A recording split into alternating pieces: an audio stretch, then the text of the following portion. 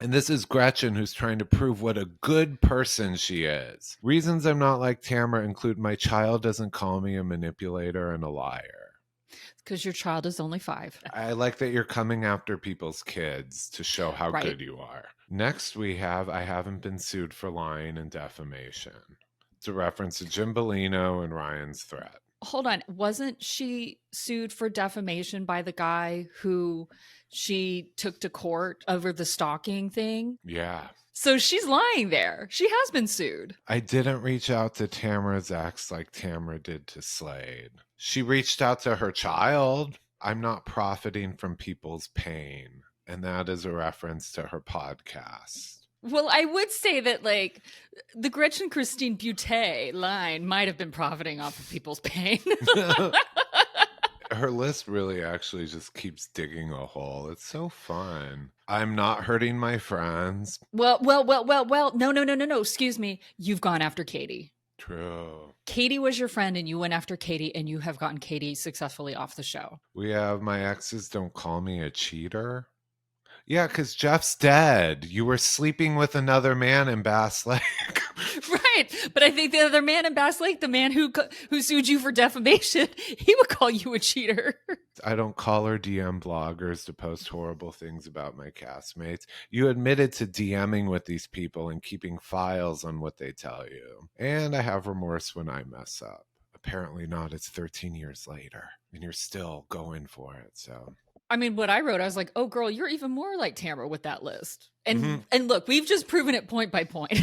We gonna stir it up and do things our way. So if you wanna move, get out of our way. Hey. Well, happy Monday, everybody. Y'all ready for this? Dun, dun, dun, dun, dun, dun, dun, dun, dun, dun. Oh my gosh, that just takes me back to being a cheerleader in the 90s. God. Wait, were you? I was. The era of jock jams. Take me back. Oh my gosh. I know that one, it's like, I said, Burr, it's cold in here. Cold in here. There must be some toros in the atmosphere. Yeah. But they stole that. They stole that from the Clovers. I love Bring It On. That movie is so great. So much fun. Original. I haven't seen any of the others. I don't care about them. Just the original. Yeah. The others end up are like straight to video status. Random. Yeah. Anywho. Well, speaking of cheerleaders from the past, it's very Housewives path. Here we are. With a whole bunch of them who basically that's what the OC is. It's a bunch of former cheerleaders. Yeah, that's the vibe. Mm-hmm. Yep, I would agree completely. Well, yeah, we're here for Real Housewives of Orange County Monday, so and we're getting close to the end. Close to the end. It just like went by. No, it was like slow, and then we were this season. Then we were like talking about then like the mid-season trailer happened, and we're like couple episodes away. I think I lost count. I think so. I mean, if they just filmed the reunion, about a little over a week ago, then yeah. Mm-hmm. Yeah, sure. Anyway, let's hop into it because this was an interesting episode. And not because of storyline, to be honest with you. Again, like we've talked about this in a couple of episodes. And actually some of the commenters on YouTube, go ahead and subscribe, have been like, yeah, we noticed this, like the flashbacks haven't been as good, like haven't been as like nice and everything like that. And so like, this was an episode like where we squished in let's go decide to go on a trip and then leave for the trip in the same episode. It was very odd. Like that doesn't usually happen. Yeah. Usually like, I always use reference Beverly Hills. You'll get that call. You'll have Kyle doing her makeup at home and then her phone and then calling all the women. And then but there's like a buildup. There's like an episode or two until they planting the seed. This was like, go home, get your bags, off we go. Yeah, it was weird. I mean, there was like 2 segments in between the ending of the party and then them like leaving for Amsterdam, but I don't know. It just felt Do it felt very rushed. Like we have to put this all into this one episode. do you I have a theory about this because what it opens with is Shannon's luncheon for Jenn's bridal luncheon, Jenn Yes. Pedranti's bridal luncheon for a non-bride. And I think as the season went on, for production, their stories changed. And they had to, Mhm. I don't know based on filming and what their original plan was, because the season starts with Jennifer Pedranti planning her wedding, shopping for her bridal bikini. And then like halfway through, she's like, never mind. So Yeah. I just think maybe the timeline or how they were going to, maybe they planned on ending the season with her beach bikini wedding. And so they were just kind of shifting things around. That's what I was thinking too, that things have kind of changed. And so, and maybe also, I also felt because later on everybody was like, well, everybody by mainly Emily and Tamra going, why was Shannon throwing her this thing and being all like that this was very Machiavellian.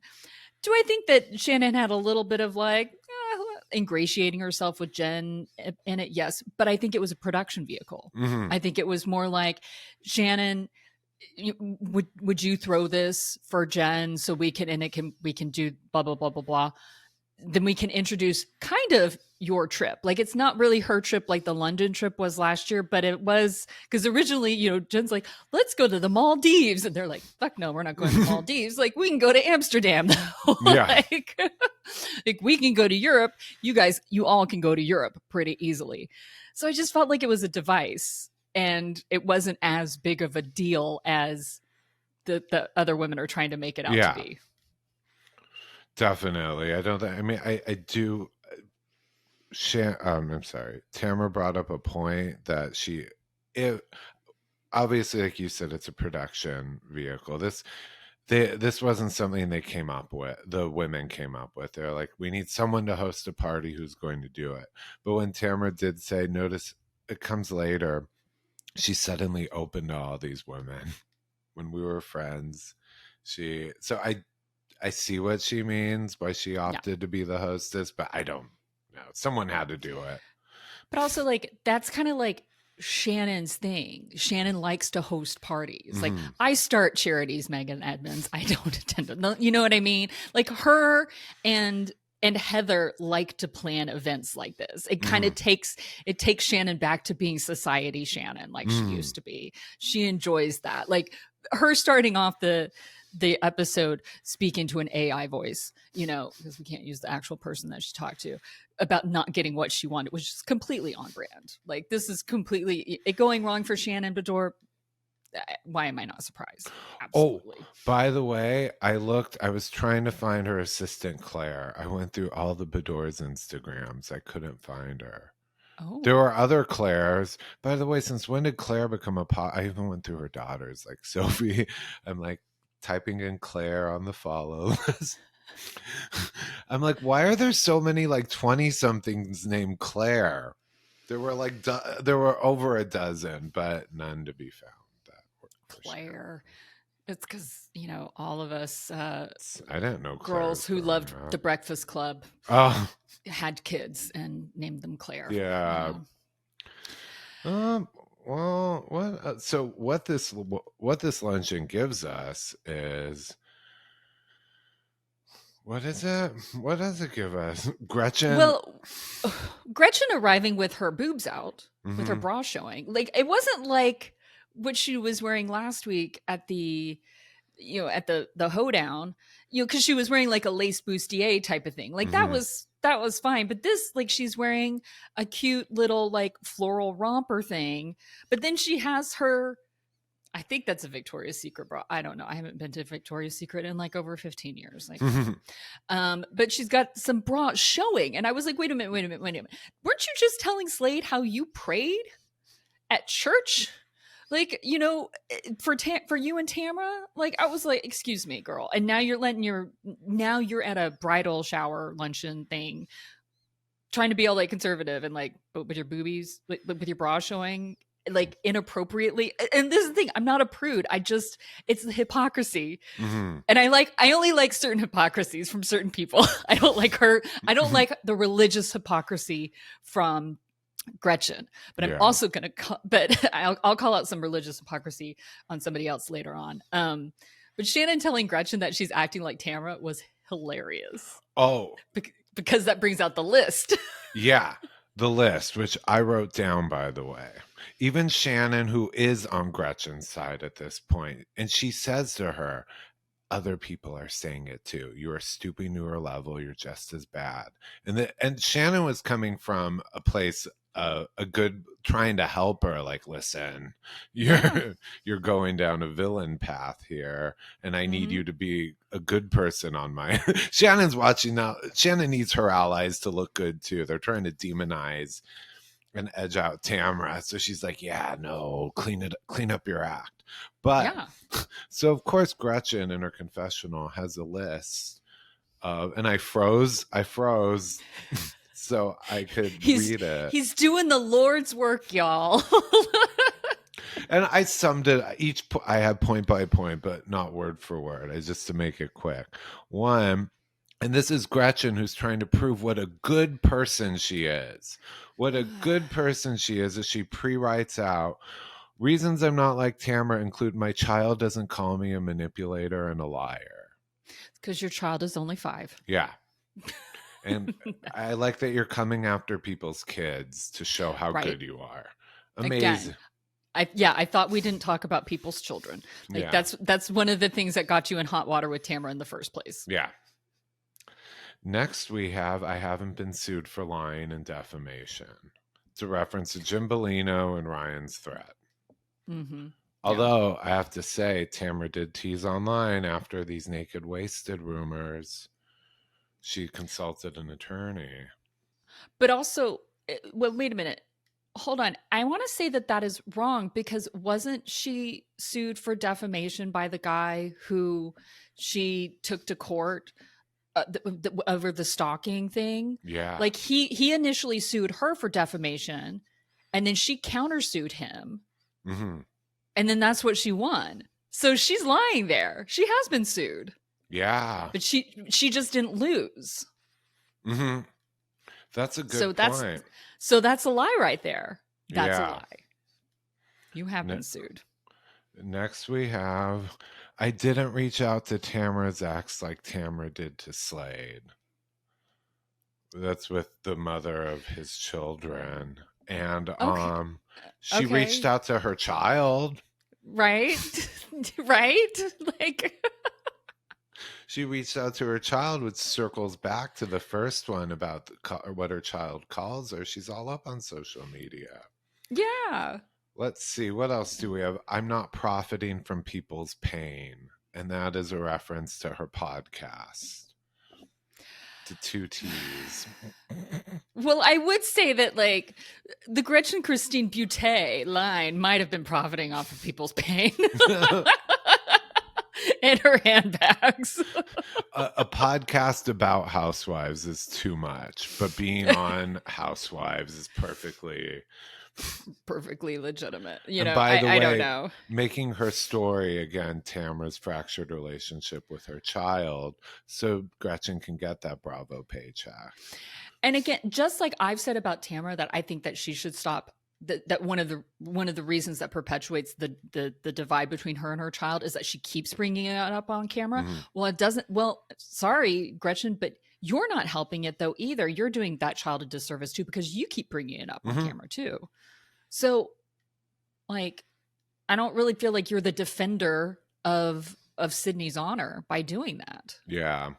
She her list really actually just keeps digging a hole. It's so fun. I mean, what I wrote, I was like, oh, girl, you're even more like Tamra with that list. And and look, we've just proven it point by point. Oh, yeah, there are a few more. We'll wrap it up. Oh, what are they? I'm not hurting my friends. Oh, well, who are your friends besides Slade? Yeah, she doesn't really. These women are. I feel like that whole Emily thing with Gretchers is trying to force trying to force some kind of make the audience think they have like nicknames and they're super close. I don't know where friends are. We have, I'm not disclosing personal private information that friends confide in me. Well, not yet. You've only been a friend of and back on this for like half a season. With a file of DMs and things you're trying to expose. I mean, yeah, because the only person you're going after right now is just Tamra. So, well, no. Excuse me. You've gone after Katie. True. Katie was your friend. Katie was your friend, and you went after Katie, and you have gotten Katie successfully off the show. So, no. True. That's where I quibble with you. We have my exes don't call me a cheater. Yeah, because Jeff's dead. You were sleeping with another man in Bass Lake. Right. But I think the other man in Bass Lake, the man who sued you for defamation, he would call you a cheater. Yeah. Oh, and then, of course, I don't call or DM bloggers to post horrible things about my castmates. You admitted to DMing with these people and keeping files on what they tell you. Right. And I have remorse when I mess up. Apparently not. It's 13 years later. 13 years later. And you're still going for it. So, yeah, no. That was that. No, look, we successfully undermined pretty much every single one of those things on her list. So, look, she and Tamra are very much the same. So, no, it is potato with the two of them. They're both spuds. Yeah, they could be powerful if they could ever team up, but they're too similar. I find, like, personally, when someone's like, "Oh, you really like them," I'm like, "Oh, there's a chance I won't." Yeah. Too close. And so, yeah. By the way, when they're going around the table here at this non-bridal bridal shower, I don't remember Emily having been married and divorced before. Well, that was one of those things that I keep forgetting that she had been married before, but that was something I feel early on, like her first or second season, that was talked about, that she had been married before. But like, she doesn't talk about it much. And it was just something so far back there. One thing I do want to bring up, because Jenn, keeps talking about, because now because they kind of, they bring up the Dawson, going to basic training and everything, kind of like move their stuff around. But she doesn't feel like right now. She keeps on going, I don't feel like a bride and I don't want to do this stuff. And she says that she kind of feels this guilt. And she goes, I feel like I have this scarlet letter because I'm divorced. I was like, girl, did you not read the Scarlet Letter by Nathaniel Hawthorne? I don't think you understand what the Scarlet Letter means. I was like, yes, you got a scarlet letter, because that's the A for adultery, but it's not D for divorce. I was like, you're trying to, like, I was like, that was almost like a Freudian slip from her. I was like, again, and it takes me back to, I feel like she feels that she has to get married to Ryan because it'll whitewash the cheating off of her. You know what I mean? The big D is not divorce. It's not. I mean, I think there is a kernel of truth in there, but I think the main truth is that she's trying to whitewash the cheating off of her. I mean, she's moved her. Yeah, she cheated with, and she mentioned, I think last episode, the way Will would say, she kind of confirmed she wasn't thinking when she said Will sat the kids down and said, "You're moving in with Ryan, who took your mom from us." Yep. And she didn't need to say that, but she did confirm that it was adultery by saying that. So yeah, exactly. Yeah. And then Gina also called out Ryan for kind of over sexualizing Jenn. Was like, oh, it's great that he but it's a little too much sometimes. And I was like, yes, because I feel like, and I can be completely wrong, but I feel like that is a main thing with their relationship, is this sexual chemistry and like this attraction type of thing. And another thing is that because Jenn said something, and I think it was later in the episode, of like being afraid that if they get married, they'll basically lose what they have right now. And I think that that's the bigger clue there too, of like, I will now be the wife and not the hot girlfriend. Because that'll change. That changes sometimes in men's minds. Like, no longer are you, like, you're wifey. There's the Madonna whore complex is very deep. Well, look, when she met him, it was an affair. Maybe by legitimizing the relationship, it'll lose that forbidden spark. Like they were doing something bad. And maybe she's just afraid of that. Maybe it won't happen, but she's Mhm. afraid that that'll happen. I don't know. Was he? I was gonna be like, she's the cheater, because it would be like, well, Jenn. Usually, the advice to housewives is you're gonna lose them the way you got them, but actually, maybe that's to Ryan. It was funny when they were going around like telling their stuff, and when it did get to Gretchen, like Tamra's face, like she was like stroking out every time Gretchen brought up like faith or religion, and I thought that was like quite hypocritical, because Tamra is the woman who made her entire storyline season 10 about getting baptized, Mhm. you know, and turning over a new leaf because, you know, becoming a born again Christian, which we Yeah. all knew was pure bullcrap back then. And now it's again, I was just like, I was like, that was your entire storyline, Tamra, 10 years ago. Oh, And and we knew it's one you'd, of the like, most drop it. memed gift. Completely. So many. Well, there's so many of them. I was just like, but yeah, I was like, oh man. Anyway, Yeah. I mean, believe me, I loved her facial expressions. I thought they were hilarious. They were on par. Like that's the thing. I would do something like that too. But again, this is where I call out Tamra for her religious hypocrisy. Mhm. It's like, oh, girl, you used Jesus to have a storyline. Yeah. There you go. Yeah. Anyway, but then they decide to go to Amsterdam. So because Shannon and Heather both enjoy drugs. That's again. This is why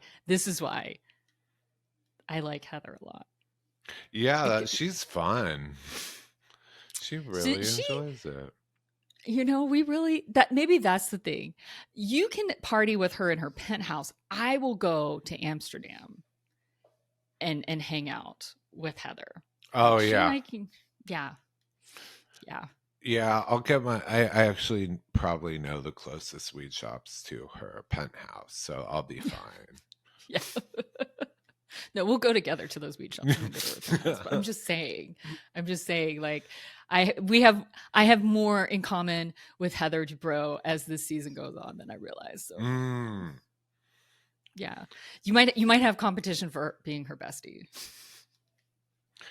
I will stab. The only way I will let the Dubrow penthouse go is once I get a ladder long enough to go 3 flights up from her terrace to Candy Spellings.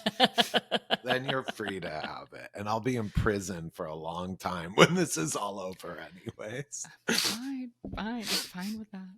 That'd be hard. That'd be hard for me to get up there and then be like, but I know there's an even better one just 3 floors up. It would be... You're such a dick. I can't sleep here knowing 3 floors above me isn't even better, Ben. You'll be pressing your hands and nose against the glass, like looking up, like. Yeah, I have problems.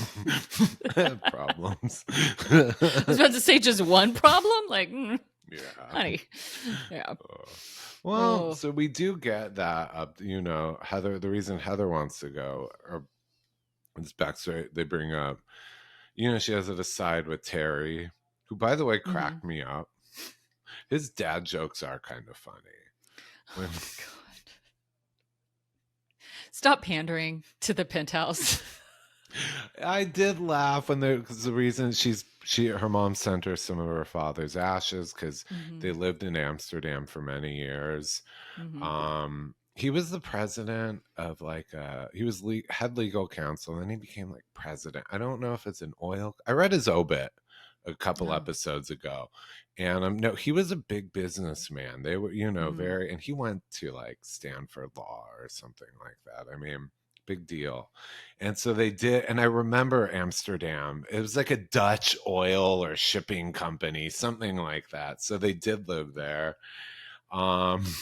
Meyers, man. Yeah, but I did. So the mom sent her some ashes with a very detailed note on exactly what she should do.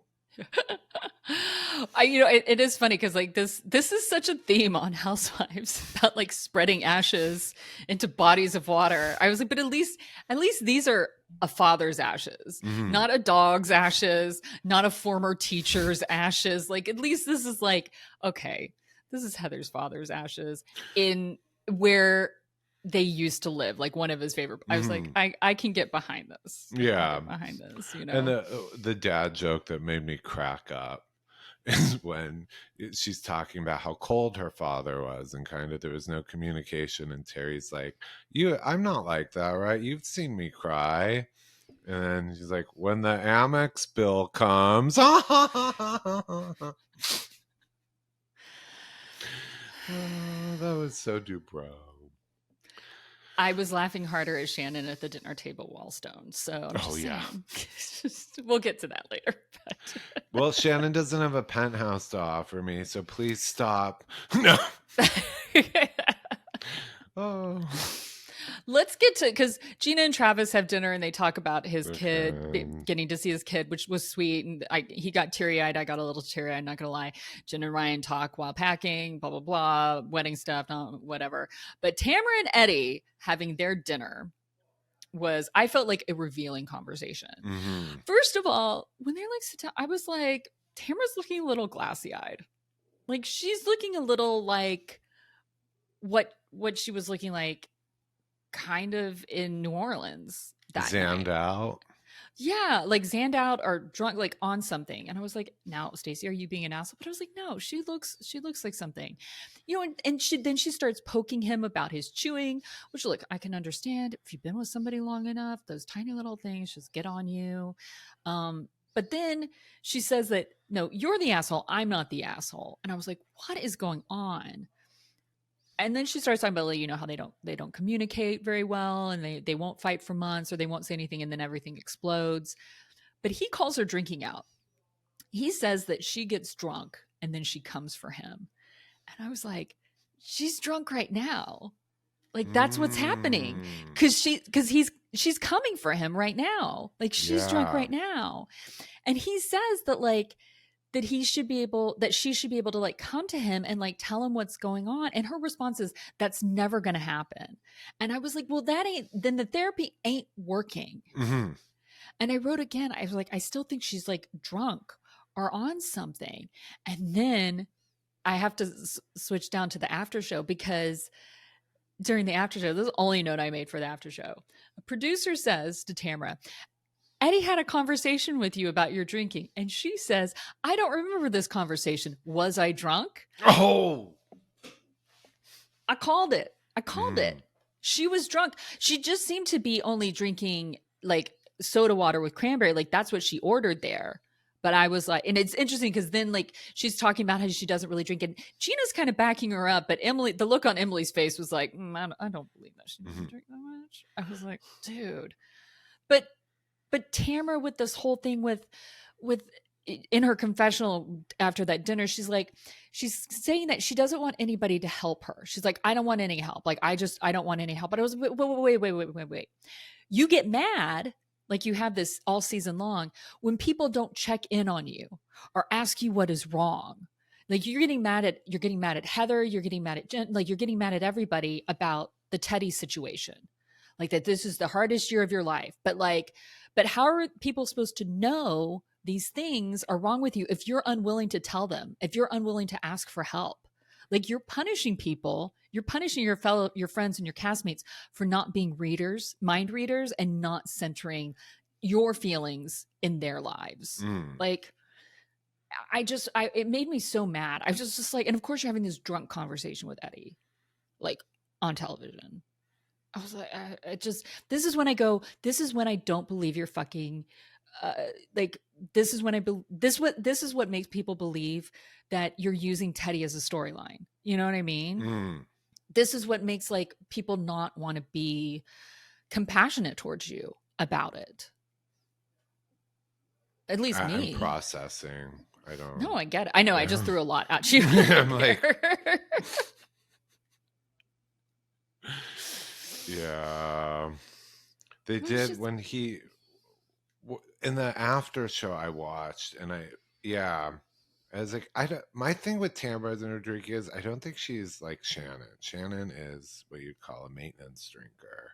I think she drinks to get through to maintain her, to get through. Tamra is a partier, I would say, which that's what caught me. Tamara's like, we don't party in the after show. And I'm like, no, but I have you pegged. You're a party drinker. Yeah. Like you Or like a just get binge wasted. drinker. Yeah, Like, yeah. That's the same term for me. I yeah. like parties and I like to binge, but so I recognize, but yeah, no, it's just different. It's just a spectrum of drinking, but she pops off. Mm-hmm. Yeah. Yeah.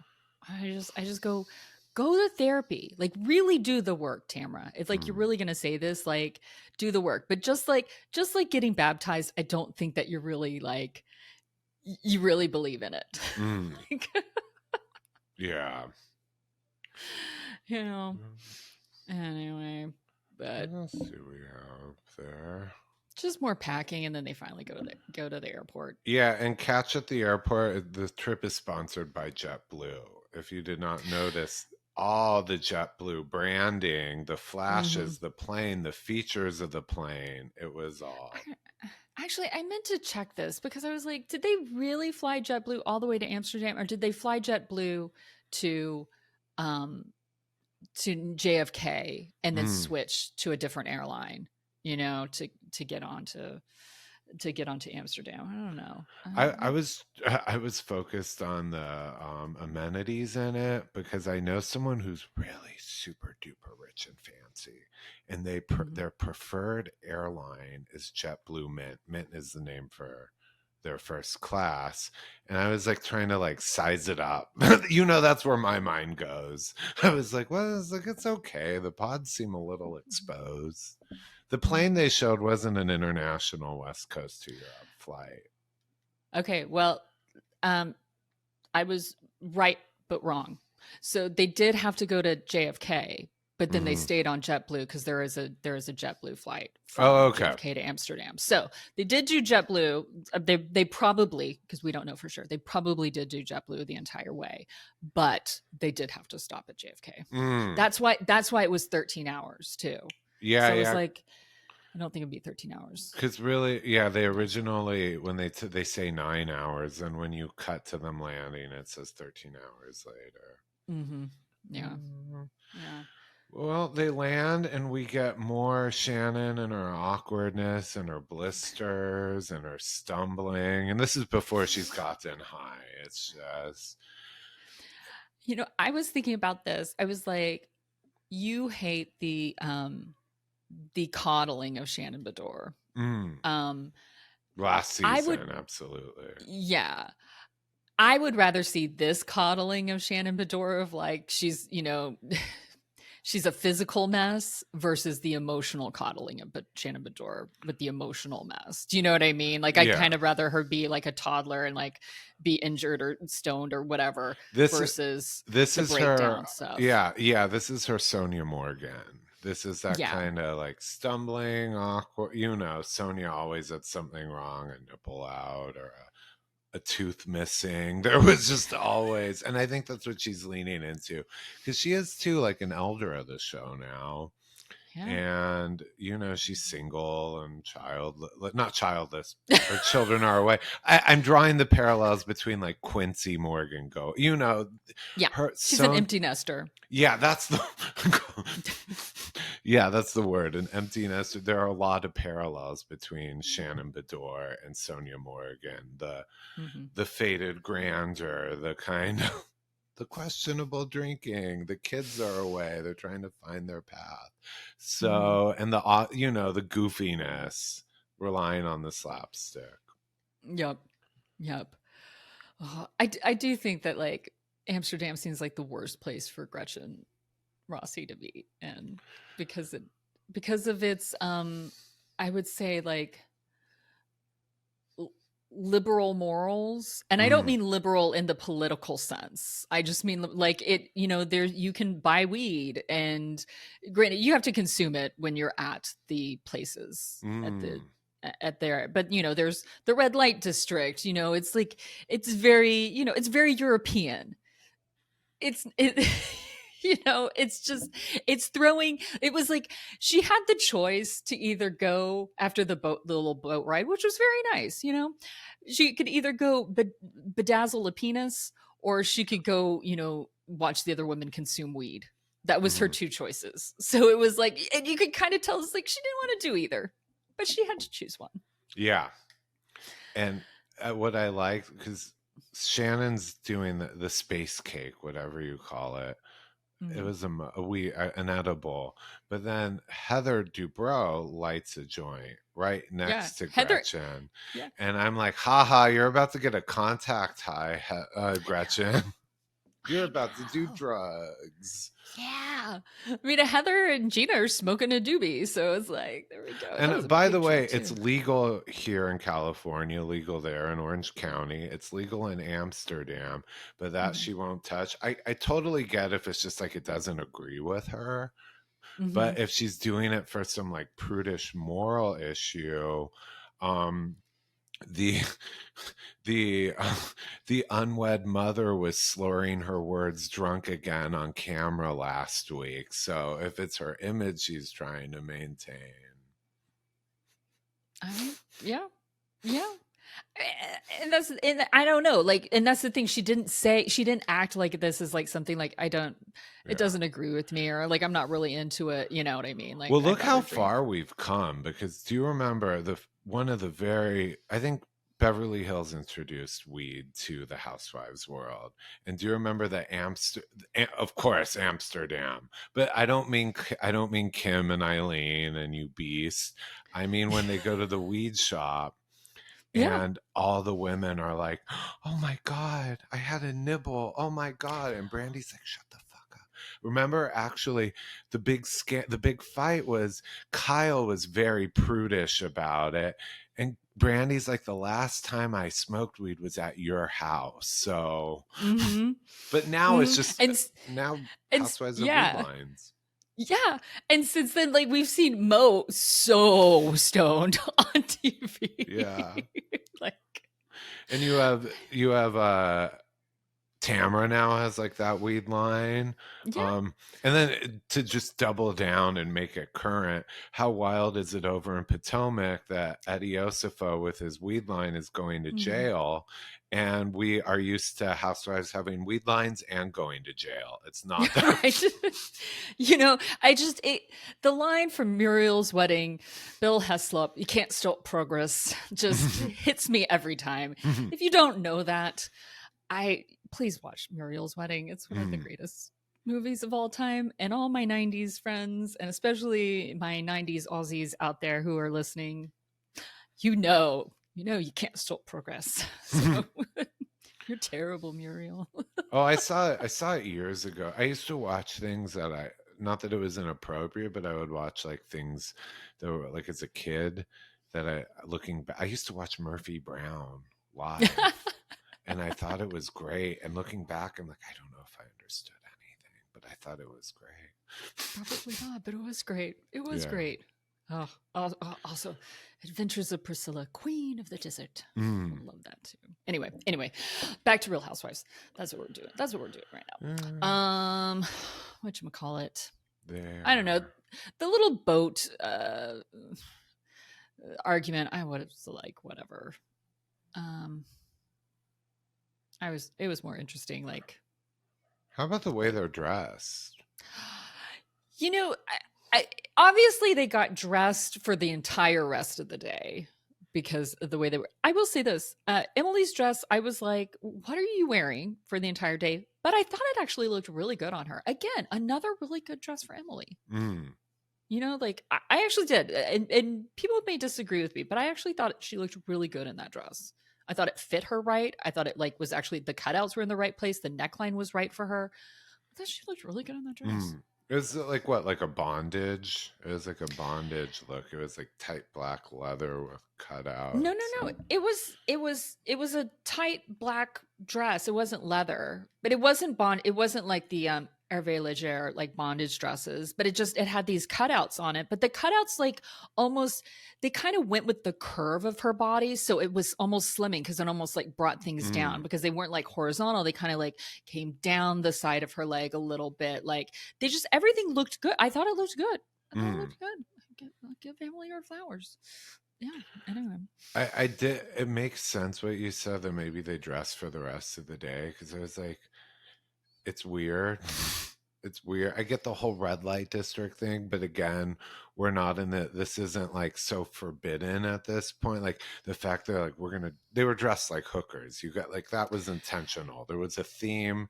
They all I mean, brought those especially Jen's outfits. outfit. Especially Jen's outfit. Yeah. Like that lace outfit and Tamra's really short booty shorts. Like, yeah. And someone online chimed in who lives in Amsterdam and was like, yeah, the locals thought would have thought they were hookers. Like it wasn't like, I don't get it. It's not like, I don't know, going to London and dressing like the Queen of England. It's like, it's kind of weird because I don't know if they thought it was like on theme, but they're like, no, people would have just seen them and thought they were like, yeah, probably older red light, you know. Yeah. Older madams. I don't know. It was just, I don't know what they thought they were doing, but they didn't do it. Maybe after this dinner at the end, they're going to go to walk the red light, and maybe we'll have some context. Well, they did. They did go to the red light district. They kind of show it at the very end. I don't know how much if they're going to show in the next episode, but yeah, actually, I don't think they're going to show anything because I did see a little tiny bit of the next episode. Yeah, they went to the red light district and they stood in those windows. Yeah, and did whatever. I mean, obviously, it wasn't as exciting because we only really had like maybe a minute and a half of it. Kind of like Jennifer Pedranti with this brideless bridal shower. Like, what? We're getting the housewives in these hooker outfits and we're not getting the hooker context. So it's just weird. God damn it. I want the hooker context, man. Oh my gosh. You know, I wonder, I couldn't tell if Gretchen got in the window, which again, if she was like, I'm not going to do that, I'd be like, girl, you are a pussycat doll. Oh, that's right. Yeah. Like, or I mean, for a night, whatever. I was like, anyway, what was it? Oh, I did like when they were walking to their split activities. Shannon tells the story about Luann's vibrator on Love Hotel. Oh yeah, like, in customs or something. I was like, that's a great plug also to watch the show again too. But I thought that was like that was a very like kind of natural story to come out because they're like, Shannon, you should get a vibrator. She's like, I don't want a vibrator, but let me tell you about Luann's vibrator. I was like, that's awesome. I love that stuff. I mean, I figured that this part of the show, when you have Shannon, Heather, Gina, and Gretchen at the dispensary, and then Tamra, Emily, and Jenn going pedazzling, that was like the tug of war on your senses or sensibilities of this episode, because you're like, oh, this is amazing. These women are at a dispensary in Amsterdam. I love it. Like, let's see more of what all this weed is. But then you've got women decorating penises, which you're like, can we just stay away from? And then talking about, it's all this penis and vagina talk too, and this just you being like, can we just go back to the weed? Back to the penthouse, please. Yes. I was most uncomfortable with it about Lenny, that woman. She made me. The other stuff I am kind of just, I'm like, okay, whatever. At least Jenn describing the extent of her surgery didn't use, I don't like medical terms to be, I blank on that kind of stuff, but at least she wasn't, we got the gist. Yeah. We got the gist. There were things she could have said. I was bracing myself for it. But that Lenny. Oh, Lenny. Oh, Lenny. Scared me. I did think it was interesting that they had to blur out the penises that they were decorating until they were completely like painted and didn't look totally like phalluses anymore. Yeah. Like once they had googly eyes and feathers and like, you know, whatever on them, like then they could like be shown in all their glory. Yeah. But if they look too much still like a phallus, like an actual penis, they couldn't be shown. I thought that was very interesting. Oh, like a decency standard of some sort.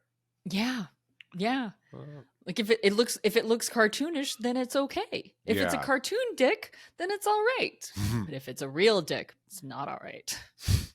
I don't think they have the same things for boobs. I think if it is any type of boob, it's not a good boob. Oh, the blurring. Yep. Yeah. If it's a cartoon boob, it's still a boob. Mm. Interesting. Interesting. What Very interesting. what we got here is though Heather calls Shannon out about her hypocrisy when it comes to Tamra.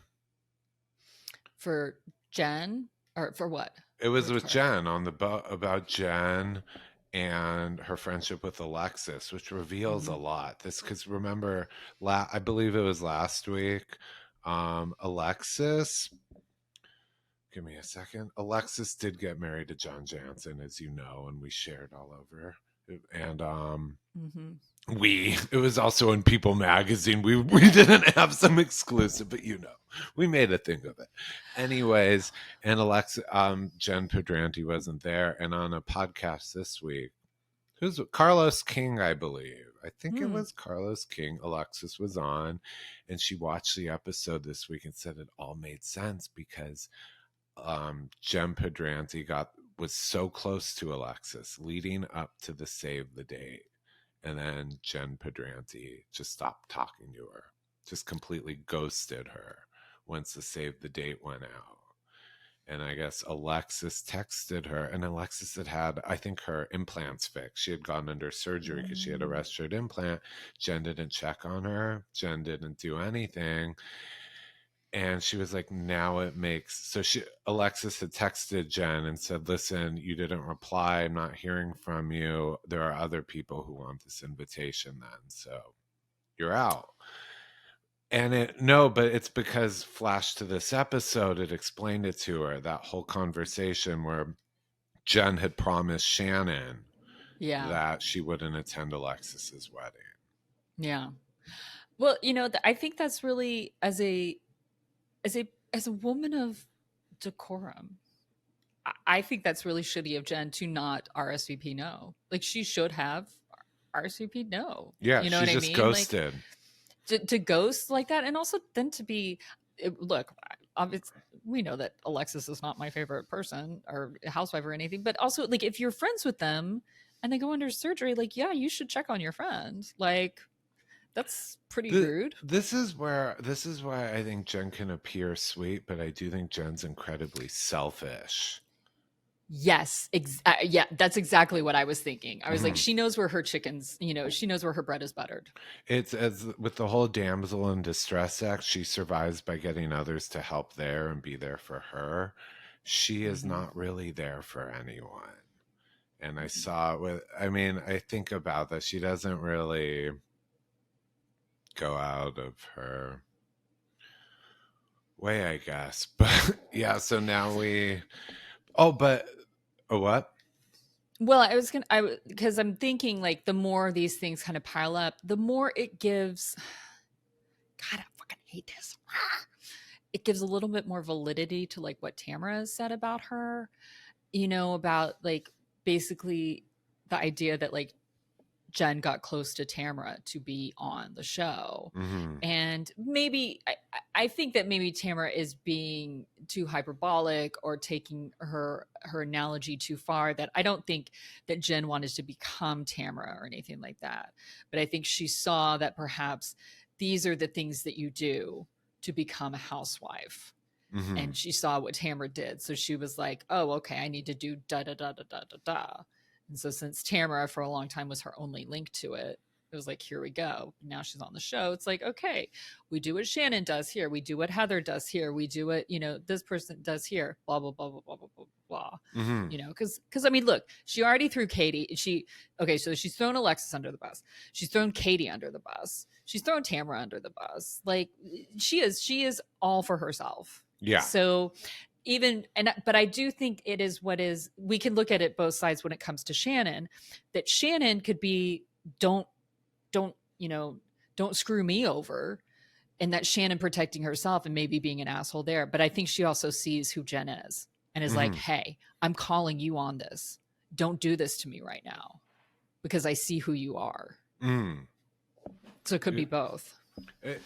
Jenn did kind of put Shannon in an awkward position. Maybe it will be brought up at the reunion. They didn't talk about it in the after show. Jenn tells the other women that she declined the invitation because Shannon asked her. Shannon told her, please don't go. And then production cuts back. Jenn brings it up and says, just for you, I don't want, you know, Jenn offers up. And Shannon's like, oh, thank you. That's very thoughtful. I'm not a huge, you know, I'm not like, we must protect Shannon Beador. But Jenn Pedranti did lie and say Shannon forced her to decline Alexis's invitation, which is a bigger deal when you think about it. That was all last season's story. So I wonder if Jenn will have to answer for that, and because it made Shannon look still hung up on John Jansen and petty and obsessed, when it was really Jenn trying to suck up to Shannon and bringing it up and saying, I won't do it for you. You're my new bestie. Yeah, because I also agree with like what Shannon said in her confessional of like, look, I just need to know these things because I need to know how much I can, like, how close to let you in. Yeah, because it's not about I can't be friends with you, Jenn. It's just like how much do I let you in? Do I let you in this much, or do I just let you in this much? So, which I agree with and I see. So yeah, I'm more on Shannon's side with that. I mean, who knows what happens off camera? I don't know, but this is an edited show. But still, I don't trust. I don't trust Jenn. I don't trust Jenn. No, I don't at all. I think she's an improved Tamra, right, with time. I know. I fucking hate it. I hate it again, but that's again like it's just always the way that Tamra presents her arguments. Like she would have been a horrible lawyer. Do you know what I mean? Like she would have been a horrible trial attorney. Like she would have been a horrible litigator in that sense because she would just blow up at people. But she'd be a great investigator. Like great investigator because she figures out the truth. Like she knows this stuff, but she's just horrible at presenting the evidence. Yeah, she can't do it. She can't do it in a not a great messenger. Horrible messenger. Absolutely horrible. Yeah. What else do we get? Can I just say something real quick on a personal note though with Shannon? Shannon proves I identify with Shannon when it comes to eating edibles because I love edibles, but also like I can't have like the chocolate bar edibles or the muffin edibles because I do want to eat the entire thing because I have a sweet tooth and I'm a quantitative eater. I eat a lot of food. Like I could eat a lot of carrots. I could eat a lot of blueberries, but I could also eat a lot of chocolate or a lot of muffins or a lot of cookies or something like that. So like I get her trying to keep going back for that muffin because it's not necessarily about the weed. It's about the actual muffin. Like if it tastes good, it's like, God damn it. I want to eat the rest of this muffin. Like I'm used to eating an entire fucking muffin, but to get 30 milligrams, I could do 15 easily, but 30. I did the math on it because Heather was like, don't eat the whole thing, eat 1/8 of it. And then so naturally I was like, okay, wait, pause. She was saying roughly 2.5 mgs or whatever of THC, which a standard gummy is 10 mg. So it would literally be like taking a nibble. But most people take like half of a standard gummy, which is a lot of people take 5 and they're good. I take and I are special. Yeah, that's true. I mean, Heather could take a whole one. She has a tolerance. Shannon doesn't have a tolerance. I was just like, I don't know. Yeah, I think Shannon ate more than she said. Also, edibles are weird. I mean, and I don't know what it's like in Amsterdam. Like sometimes you get a lot stronger ones too. So you know, in a muffin, sometimes it's a lot. It's I don't know. But anyway. Oh, we forgot one thing in this whole weed situation, which is Heather and Gina talk to Gretchen. Oh yeah. Oh my God. How do we do that? Yeah. And Heather and Gina both tell Gretchen as well, you were wrong. You are going straight to Tamra's level. Yeah. Gretchen cannot see it. Gretchen's issue is it's funny actually, in her list of ways she's different than Tamra, she says, I have remorse when I messed up. Gretchen cannot accept that she is anything less than perfect. Gretchen doesn't see herself the way others see her. And it's, No. yeah. It's really that line. It's the Heather line. If everybody tells you that you're dead, lie down. Like, Yeah. everybody's telling you that you're dead, Gretchen, lie down. Yeah. Like, It's like, what? I just wanted to bring it. Everyone is like, even people who hate Tamra on that show were like, you do not bring the man up to confront, leave Slade behind. yeah. And, Heather was funny with this one, though, because this was interesting coming from Gretchen when she said she finds Tamra, the best way to deal with her is to fight fire with fire, that Tamra only respects strength. And that part, I was like, that's interesting, because we talked about different housewives who react more to strength and weakness, etc. But Heather cut to her confessional where she says that is the worst advice ever. That's like fighting fire with lighter lighter fluid. It was like, mwah, chef's kiss. And see, this is where Heather is a comedian. Like, that was like perfect. Because it's absolutely true. Plus, also, I don't think that Gretchen understands what the strength is. Because in some ways, I don't disagree with her. I do think that you need to be able to stand up to Tamra, but it's not about who can yell louder or who can be nastier to Tamra. It's actually being more kind of like Heather, in like being strong, holding your ground, speaking to her calmly, like being like, look, I'm the calm one here. We're going to have this discussion, but also knowing when to back off and when to like push forward. I think Heather almost has the best way. Gina can deal with Tamra, I think, pretty well though too.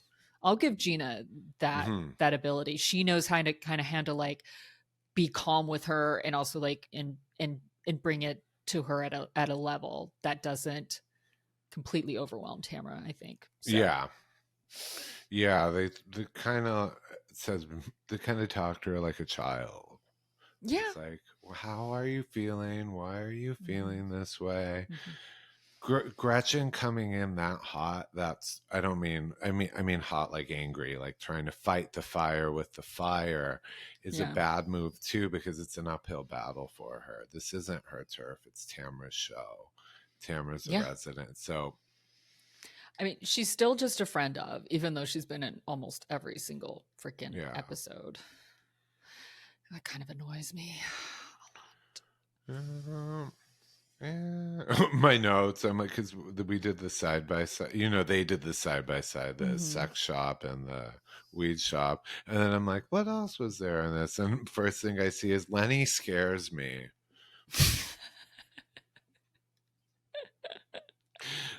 It's deceptive. You see her like she should be like in a bakery or like Mrs. Claus, and then she's like, that one's mine, I've had that one. I'm like, real. Like, do women scare you, Jordan? Old non-rich women. Also, no, but she's just like her name to me should be like Helga. She's just this like old.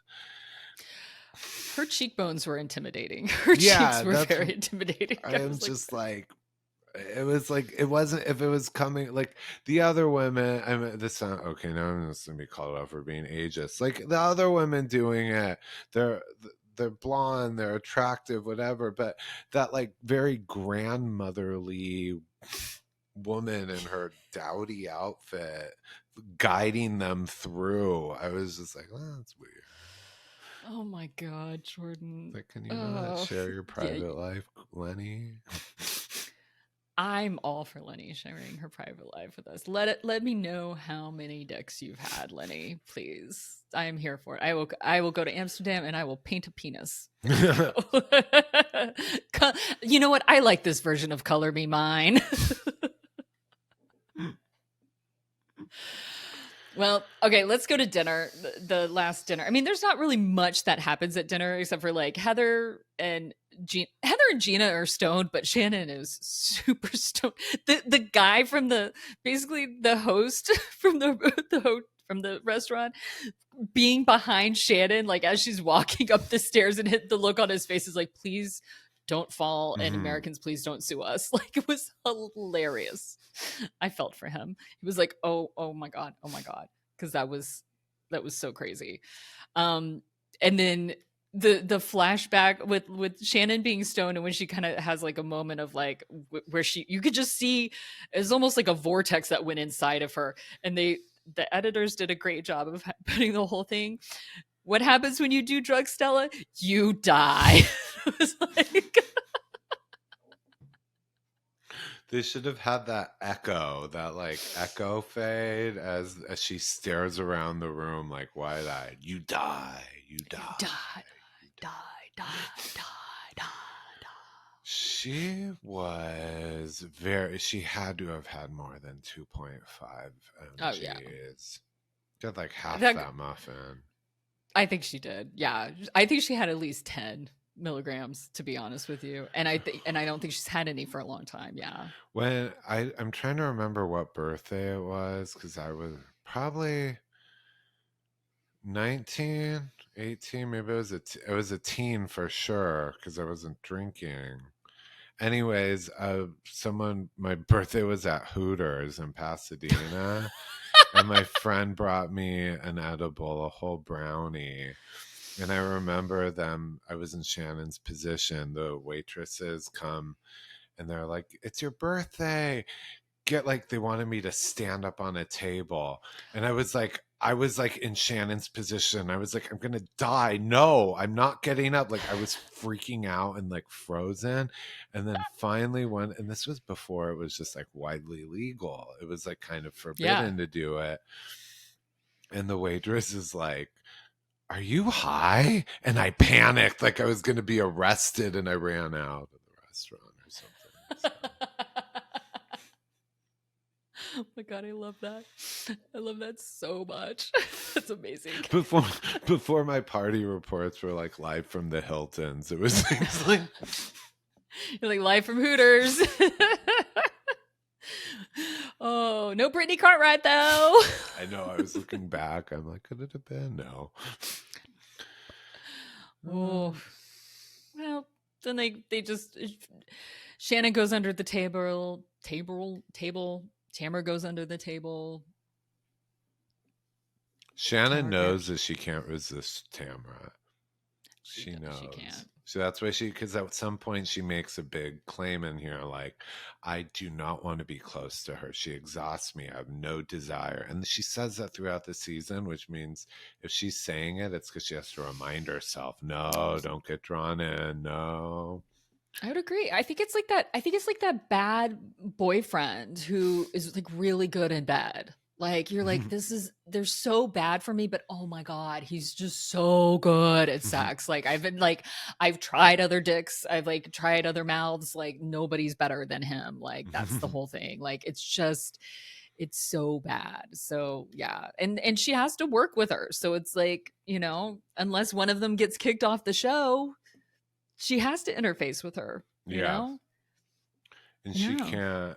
Yeah, she can't afford to lose the show, so she's gonna have to work with Tamra all she wants. Yeah. She would have never. I was like last season when the threat was she would leave the show if they let Alexis join. I'm like, you can't leave the show, Shannon.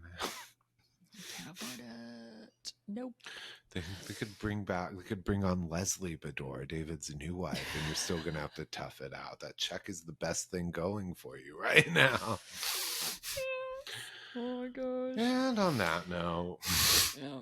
And well, next week seems hopefully I really hope that they don't end it where they previewed it. Do you know what I mean? I really hate it when they show a preview for next week and it really takes them the entire episode to get to what we've seen. But it seems like maybe whatever looks like something's coming out, and it might be what Gretchen was screaming about to Heather in that season preview. Like, why would you do that? Or why? Explain it to me. Something like that. She screams something. Yeah, like she's that. Yelling like, why? But why?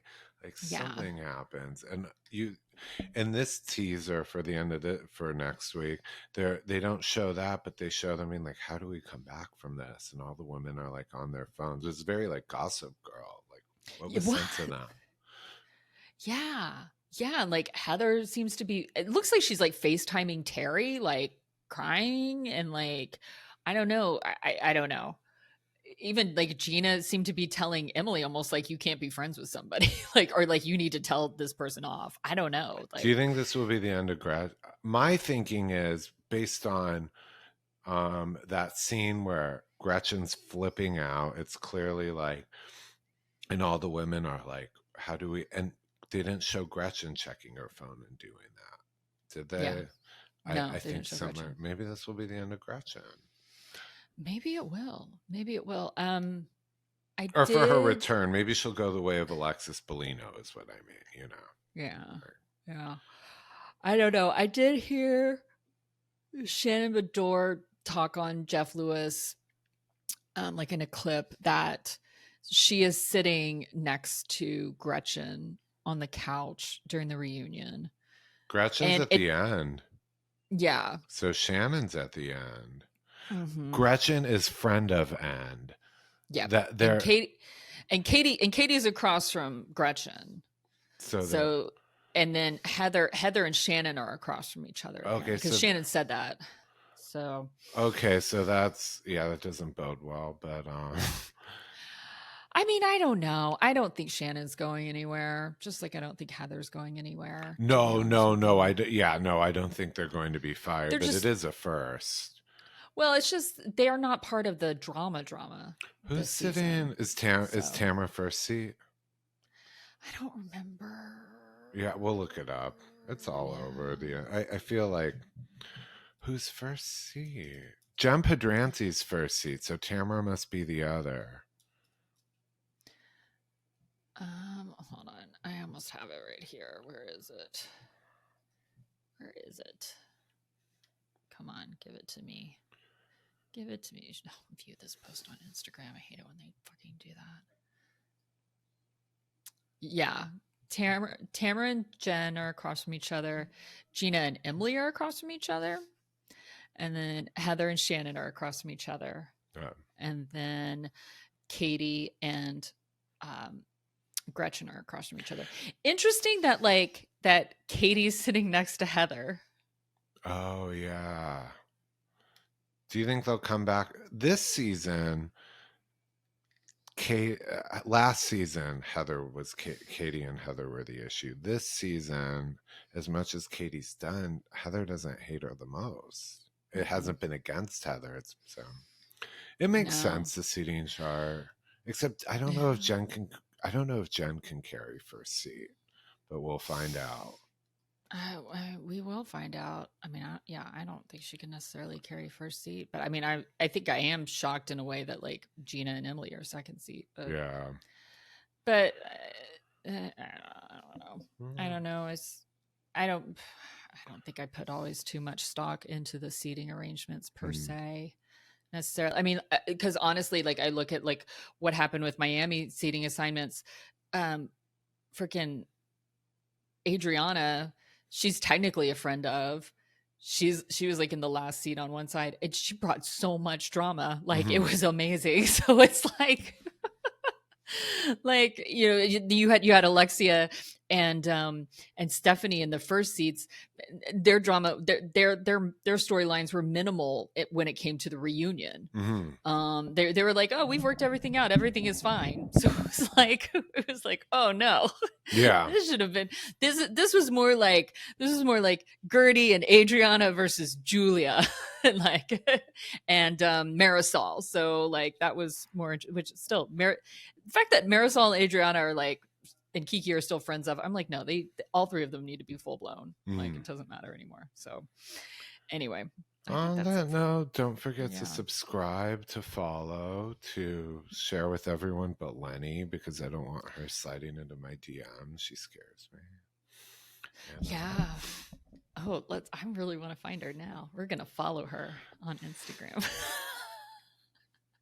She doesn't look like she should have an Instagram. She looks like she should be a grandma in a little like gingerbread hut. Stop being ageist. Stop being ageist here. Oh my gosh. God. At least like look like Blanche Devereaux if you're gonna speak that way. I was thrown off. Well, on that note, I'm done with you. Auf Wiedersehen. Well, that's not what they say in Amsterdam, but I never get.